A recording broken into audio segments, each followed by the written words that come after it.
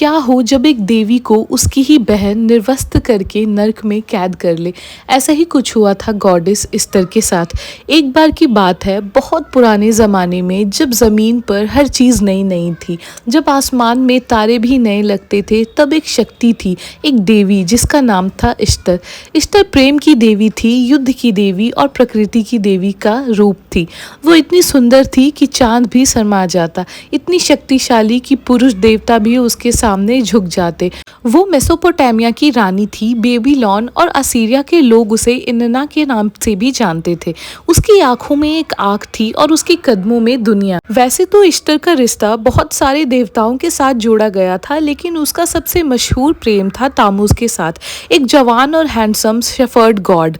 दोनों का प्रेम तूफान जैसा था, तेज, खूबसूरत और थोड़ा सा खतरनाक। लेकिन जैसे हर कहानी में एक मोड़ आता है, यहाँ भी आया। एक दिन तामुज की मौत हो गई। हर लोग इसका अलग अलग कारण बताते हैं, लेकिन कुछ लोग कहते हैं कि वो शिकार पर गया और वहाँ एक जंगली जानवर ने उसे मार दिया। इस्तर का दिल टूट गया, उसका रूप जो हमेशा चमकता था उदास हो गया। उसने फैसला किया कि वो अपने प्यार को वापस लेके आएगी, चाहे उसके लिए उसे अंडरवर्ल्ड यानी मृत्यु लोक ही क्यों ना जाना पड़े। अंडरवर्ल्ड का शासन इस्तर की ही बहन इरेश्की-गिल का था, जो कि मौत और नर्क की देवी थी, और वो इस्तर से हमेशा जेलस रहती थी क्योंकि इस्तर प्यार की देवी थी। और एक दिन इस्तर पहुंच गई अंडरवर्ल्ड के दरवाजे पर। उसने वहां के गेट कीपर से अंदर जाने की परमिशन मांगी, लेकिन जैसे ही इरेश्की-गिल ने इस्तर की आवाज़ सुनी, उसने एक नया नियम बना दिया। उसने इस्तर के लिए एक नियम बनाया कि इस्तर को हर दरवाजे पर अपनी कोई ज्वेलरी या फिर अपना कोई कपड़ा उतारना पड़ेगा, तभी वो अंडरवर्ल्ड के अंदर जा सकेगी। और इस्तर ने इस नियम को तुरंत एक्सेप्ट कर लिया। तो जब इस्तर पहले दरवाजे पर पहुंची, उसने अपना मुकुट उतार दिया। जब इस्तर दूसरे दरवाजे पर पहुंची, उसने अपनी इयररिंग्स उतार दिए। जब इस्तर तीसरे दरवाजे पर पहुंची, उसने अपने नेकलेस उतार दिए। जब इस्तर चौथे दरवाजे पर पहुंची, उसने अपने शील्ड उतार दिए। जब इस्तर पांचवें दरवाजे पर पहुंची, उसने अपनी पायल उतार दी। जब इस्तर छठे दरवाजे पर पहुंची, उसने अपने कमर की शील्ड उतार दी।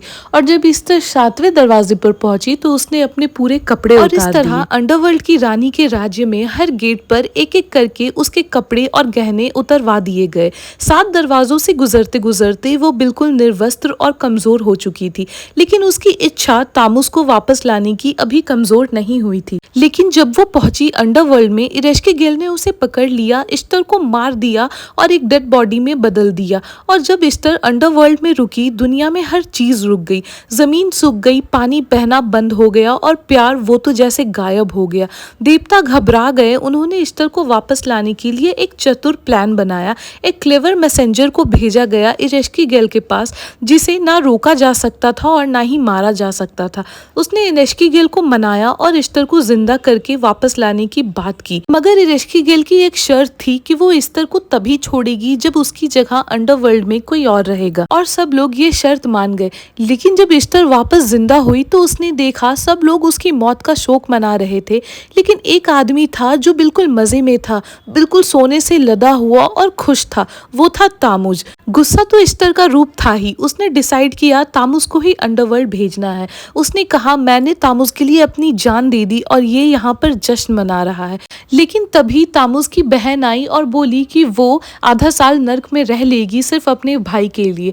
और तब से तामुज आधा साल नर्क में रहता है और आधा साल धरती पर। और जब तामुज धरती पर होता है तो जमीन में बहार और हरियाली का मौसम होता है, और जब तामुज नर्क में होता है तब धरती पर सिर्फ पतझड़ और सूखा मौसम रहता है। और इस तरह इस्तर की ये कहानी प्रेम, बलिदान और औरत की शक्ति की एक मिसाल बन गई।